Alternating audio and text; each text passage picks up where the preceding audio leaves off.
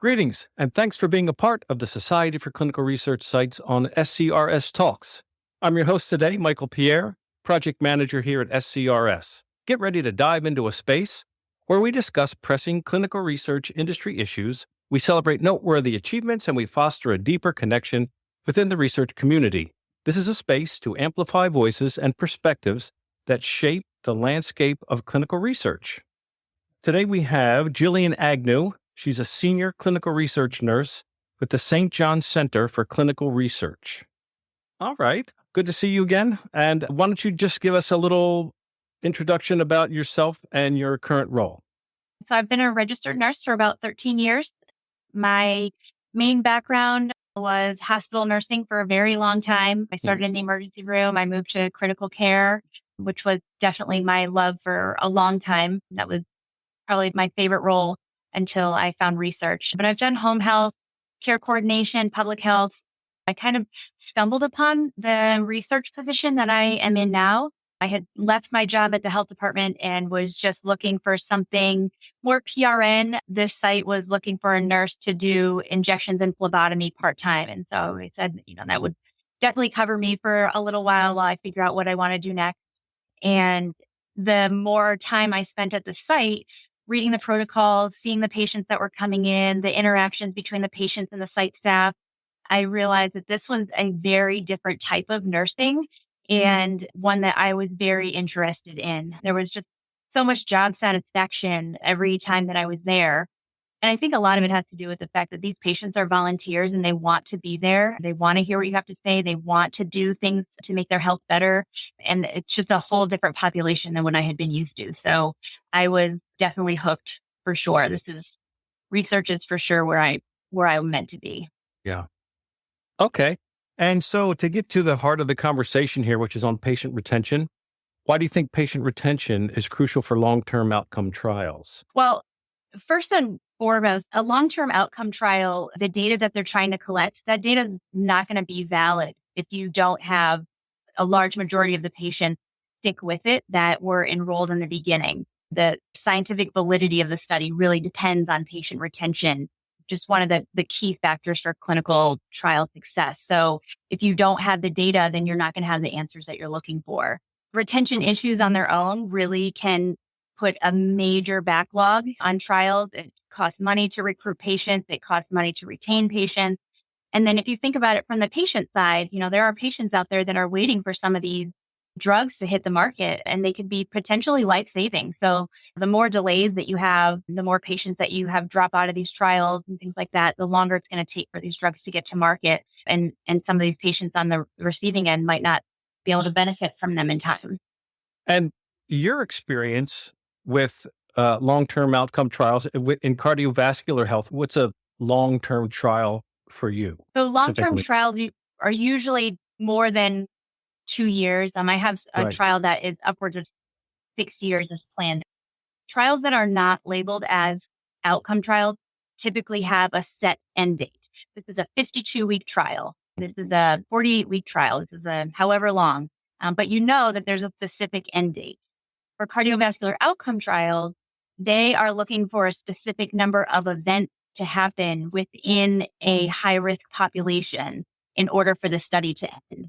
So there's no set end date per se, but they have a general idea of how long the study is supposed to last based on, their statistical calculations of how many patients they're going to need to have enrolled in order to meet that outcome goal. And what are some common challenges that you face in maintaining this patient retention through the duration of a long-term trial like that? Trial fatigue can be a really big one. Patients who are really gung-ho about the trial in the beginning, they come to all their visits, they're excited about it. And then you get into year number 2, 2.5, year 3, and all the visits tend to be a little bit of the same at that point. They are stretched out every 3 months, every 6 months and things like that, but they'll see it pop up on their calendar and be like, oh, this study's still going on. And so they can get, a little tired of it. And that is a crucial time where your retention efforts have to be really, really strong. You want to make sure that you are working as hard as you can to maintain your rapport with those patients. Reach out to them, just check in on them, even if it's not on a scheduled study visit timeline. just show them that they are on your mind. It really does go a long way in keeping them engaged in the trial. Some patients have issues with side effects of the study drug. They think that any little thing that happens with them once they start study drug is automatically associated with the drug, which usually is not the case. But when a patient has that in their mind, it's kind of hard to change their mind. So when those things come into play, protocol flexibility is really important. I know we'll kind of get to that in a few minutes. But accidental unblinding also can be a challenge in these longer trials. Labs that are not typically drawn at a regular physician visit, like a high sensitivity C-reactive protein or some of these other markers that are in these cardiovascular outcome trials. They have them drawn outside of the study and they see that the number hasn't necessarily changed from the beginning of the trial. That can be a difficult conversation because they start to believe, well, it must be on placebo. So what's the point of doing all of this? It's a lot of my time. It's a lot of my effort. I'm driving here, all of these things. So that can be a bit of a challenge sometimes. You really want to make sure you have other reasons why it's important for them to stay in the study that they can buy into. And then, of course, enrolling the wrong patients from the start. There are many reasons why patients enroll in clinical trials. Some of them do it strictly for the stipend, the monetary compensation that they get for all of their in-clinic visits. Some of them do it just because their doctor told them to. They will do anything their doctor tells them to do without question. And that is not always the best thing because their doctor may tell them, I want you to do this trial. And they say, okay. But their doctor is not telling them, I want you to go to every single visit. I want to make sure you're on time for your visits. I want to make sure you are compliant with your study medication. So getting them in the door is one thing, but keeping them there is another. So the more altruistic reason the patient has for joining a trial, in my experience, the more likely they are to remain in the trial and see it through to the end. And a lot of that retention probably falls onto the coordinator, who's usually the main contact for the subject in the trial. Yeah. Well, how important is protocol flexibility for patient retention? And do you have any examples of what to look for? Yeah. So protocol flexibility can have a huge impact on your retention rate. Every study has the same dream goal, which is all the patients that they randomize make all of their visits. They show up on time. They're compliant with all their drugs. They have no side effects and they adhere to the complete protocol throughout the duration of the trial. That would be a pipe dream for pretty much any study. But we all know that the likelihood of this is less than 0% because it's just life happens and things get in the way. And the more stringent your protocol, the more likely it is that you are going to have discontinuations or protocol deviations and things like that. So the flexibility of the trial really needs to keep the patient in mind, the population that they're looking for. What are their circumstances? What does their life look like? Is it a heart failure trial with reduced ejection fraction where these patients are constantly going to the doctor? Or is it something a little less involved where they don't have a ton of visits all over the place? Medication holidays that are allowable in the protocol is really helpful. Sometimes patients just need a break from having to remember on top of all their other medications, I got to take my study drug. This is a once a month thing I can't forget. If a patient decides to come off of study drug for a little while because we're trying to figure out, okay, well, is this side effect actually related to the drug or is it just kind of a coincidence?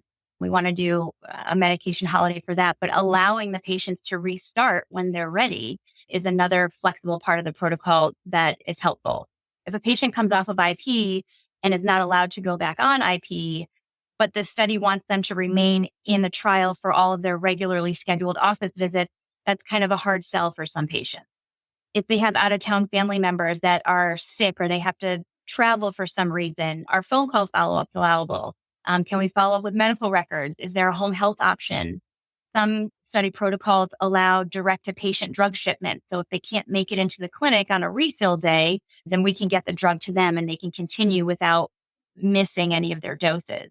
Is there travel assistance or do they provide a transportation option for patients who may have car trouble for some reason, or if their loved one who typically brings them is unable to make it? How do we offer them as many options as possible to keep them on the protocol so that the study can be completed on time with as few protocol deviations as possible? That's really the idea behind flexibility in a protocol. Okay. And then how do we improve retention rates? What are some ways that you've found over the years that work well or not? What are ways to build and maintain lasting relationships with the trial participants? Yeah. So we have to remember that first and foremost, these patients are volunteers. They do not have to be here. They tend to take their own medical visits very seriously, especially at least in my experience with my cardiovascular outcome trials. These patients have a lot of cardiac issues. They know how important it is to go to their cardiology appointments and things like that. They take those very seriously.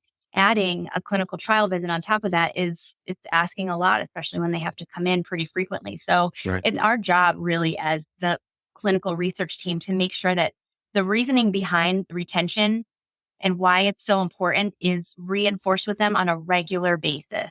Every single visit when a patient comes in, there should be some type of discussion about retention. And it doesn't have to be anything too intense, but just a reminder that says, hey, I just want to make sure you remember that if something comes up or if you can't make your next visit, just call me and let me know. It's not a big deal, stuff that we can work around. We know that life happens.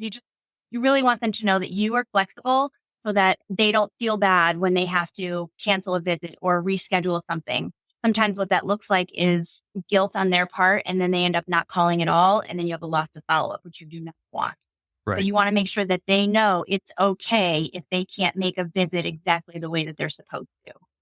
The other thing that's really important is showing interest in your patient, and not just as a study participant, but as a person. If they share these little tidbits about their life with you, that is huge. That's really big in building rapport. And those are things that you should follow up on with them. I have patients that come in regularly who like to talk about their grandkids or the cruise that they just went on, or I have a patient who just got a new puppy. So those are all things that I like to jot down when I'm in a visit with them. And then when I'm prepping for my next visit with them, I'll go back and look and say, oh, that's right. They told me about this. I want to make sure I ask them about it. And that just keeps like a running personal dialogue with them in addition to the clinic visit. When these patients get busy, when their lives get busy, especially if they have caretakers that come to these visits with them, and they have to make a decision of, we're too busy right now. We just have to trim some of the fat off of our schedule. You do not want to be part of that fat that gets trimmed. You want to be on the inner circle. The goal, I think, really would be to have your patients in their mind say, I don't want to miss my visit with Jillian. I really, really love going to the clinic for my visit with Jillian. How can I make this work in my schedule?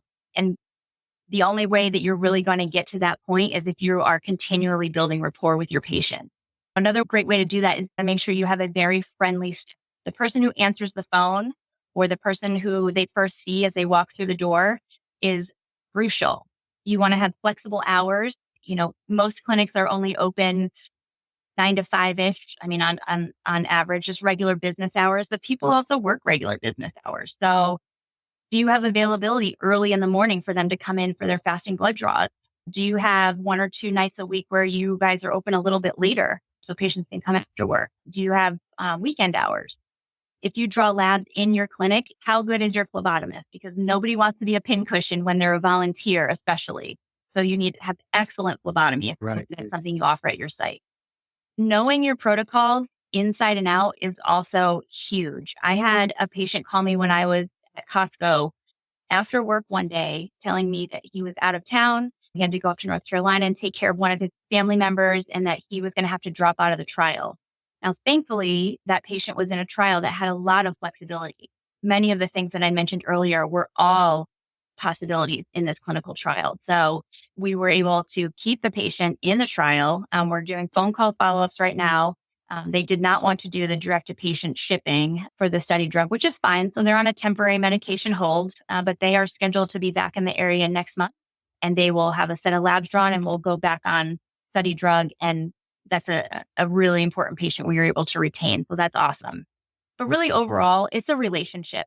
So in all relationships take work, right? A marriage, a mother-daughter relationship, friendship, any kind of relationship that is worth continuing takes a lot of work. You get out what you put into these relationships. So if you want high retention rates, you have to put in a maximum amount of effort and show your patients that you care about them, not just as a patient and not just as a subject number, but as the person.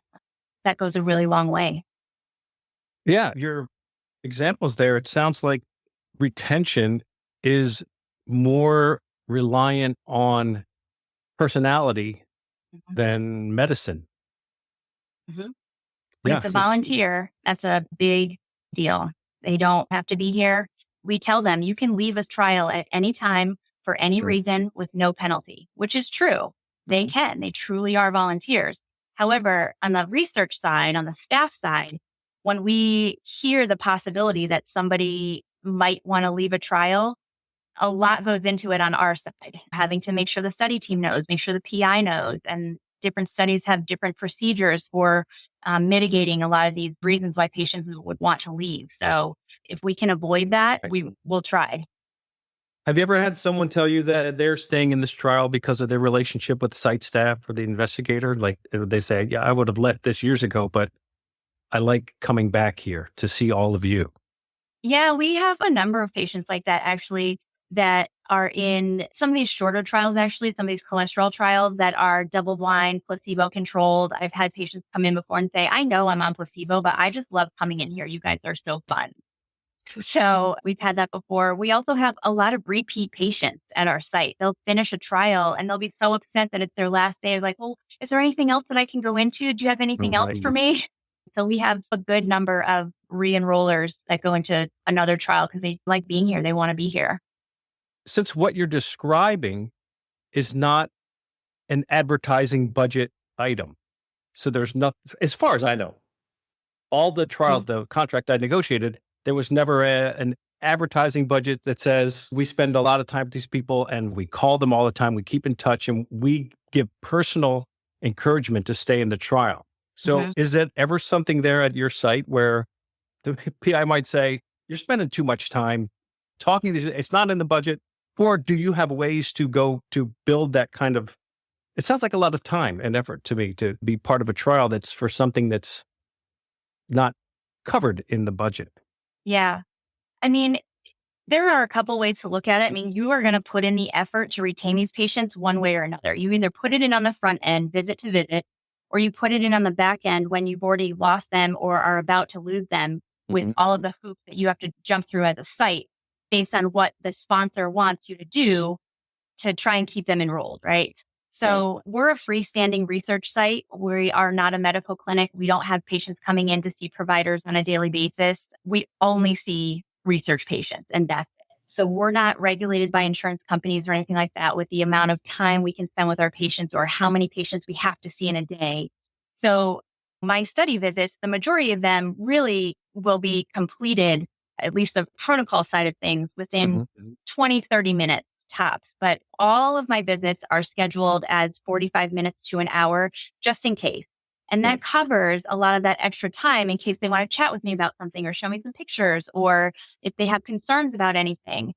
That also gives me time to reach out directly to the PI if they're not here that day via text and get an answer for them almost immediately. I mean, our PIs are very responsive on the days that they're not here in clinic. So that also goes a long way with, and if there's a day where they're not really up for chatting and they just want to do their study visit and be on their way, then that's some extra time built into my day where I can make some extra notes about them or get my documentation done instead of having it all build up towards the end of the study. But as far as monetizing it, I have no idea how that works. Not part of the advertising budget. Right. And it's just something that we do. That's great. Well, I know you're busy, and so I'd like to thank you for your time today, for sitting down with me for a few minutes to talk about this subject. So thanks a lot, Jillian. Now, as we wrap up, everyone, don't forget to explore more site-focused resources on our website, myscrs.org. You'll find a wealth of content and publications, plus the opportunity to save your spot for upcoming webinars and SCRS summits held throughout the year. Thanks for tuning in, and we can't wait to have you back for even more enriching content. And thanks again, Jillian. Nice talking to you. Thanks for having me.